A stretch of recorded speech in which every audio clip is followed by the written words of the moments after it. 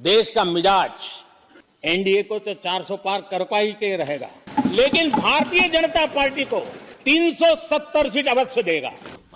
अब अगर एग्जैक्ट 370 बोल रहे हैं और एनडीए 400, इसका मतलब रिगिंग का कंप्लीट हो गया काम, इतना ईवीएम सेट हो गया। मतलब देश के आप प्रधानमंत्री हैं, अब कहिए ना कि हम भारी मोहम्मद से आएंगे। एग्जैक्ट नंबर 370 जब आप कहते हैं ना तो शक होता है। सबसे बड़ा ये बात है कि चुनाव होने की पहले मोदी जी को कैसे पता लगता है कि 370 आ जाएगी, लेकिन इस तरीके की दावे के साथ कोई बात अगर कहे, इसका मतलब अंदर में कुछ छुपे हुए राज है, जो राज ईवीएम में भी छुपाए गए हैं, मुझे लगता है।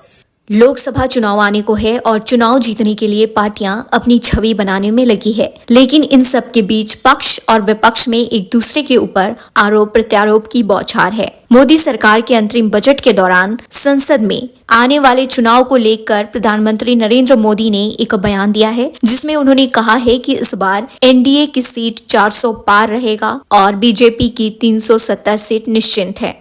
पूरा देश कह रहा है अब की बार, खड़गे जी भी कह रहे हैं। आपका इतना बहुमत है, अब तो पहले 330 334 की, अब ने तो 400 पार हो रहा है। लेकिन मैं देख रहा हूं देश का मिजाज एनडीए को तो 400 पार कर पाई के रहेगा, लेकिन भारतीय जनता पार्टी को 370 सीट अवश्य देगा।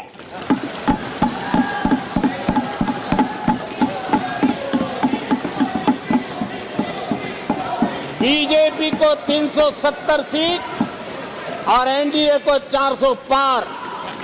मोदी जी के इस बयान के बाद बिहार के आरजेडी सांसद मनोज झा के साथ साथ अन्य विपक्षी दलों ने सवाल उठाते हुए कहा कि लोकसभा चुनाव में बीजेपी को 370 और एनडीए की 400 से अधिक सीटें प्राप्त होना, इसका मतलब क्या हुआ कि ईवीएम सेट है, वरना इतनी सटीक सीटों की संख्या आप कैसे बता सकते हैं।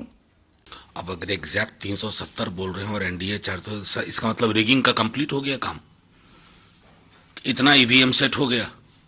मतलब देश के आप प्रधानमंत्री हैं, अब कहिए ना कि हम भारी मोहम्मद से आएंगे। एग्जैक्ट नंबर 370 जब आप कहते हैं ना तो शक होता है। हमारा तीसरा कार्यकाल बहुत बड़े फैसलों का होगा।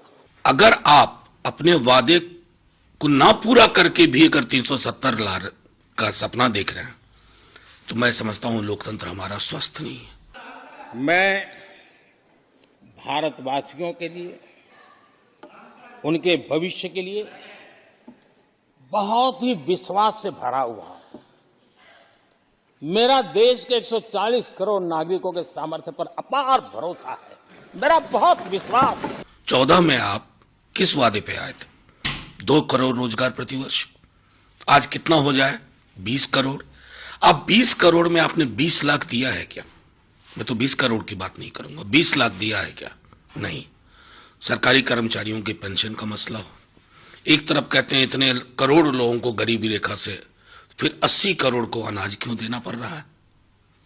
तो ये जो विरोधाभास है ना, प्रधानमंत्री जी संभाल नहीं पा रहे हैं। लेकिन हाँ, हेडलाइन मैनेजमेंट के उनसे बड़ा उस्ताद, अभी अभिभाषण भी जो महामहिम का हुआ, उन्होंने पतझड़ को सावन विकसित करने की कला, साबित करने की कला विकसित कर ली है। देखिए, पिछले 10 वर्षों में जिस तरह से प्रधानमंत्री श्री नरेंद्र मोदी जी के नेतृत्व में हमारी सरकार ने काम किया है और पूरे देश में सकारात्मक परिवर्तन हुए हैं, चाहे देश के लोगों की जरूरतें पूरी करनी हो, उनके जीवन जीने की सुविधाएं बढ़ानी हो, उसके साथ साथ देश की सीमाओं की सुरक्षा, व्यवहारिक विदेश नीति, भारत का दुनिया में बढ़ता हुआ सम्मान, इस सब दृष्टि से और लोगों के साथ जो उनका संवाद हुआ है, जो संवाद अच्छे से उन्होंने स्थापित किया है, उस सब का परिणाम है कि देश में एक सकारात्मक माहौल है और देश के लोग चाहते हैं कि भारी बहुमत से फिर मोदी जी इस देश के प्रधानमंत्री बने।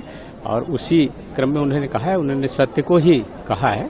देखो, कोई भी वोट हो, ये हमारा जेब की तो फिक्स डिपॉजिट नहीं है। आम लोगों की वोट किसी नेता की जेब में रखते हुए फिक्स डिपॉजिट तो नहीं है, लेकिन वो कैसे कह सकते दबे के साथ और शंका भी बता सकते। इसका मतलब कि हेराफेरी करने की सारे नापाक मंसूबे तय हो चुके हैं। लेकिन जिस दावे के साथ वो कहते हैं, उसमें लगता है कि ईवीएम में मोदी जी की कोई हाथ चलेगी।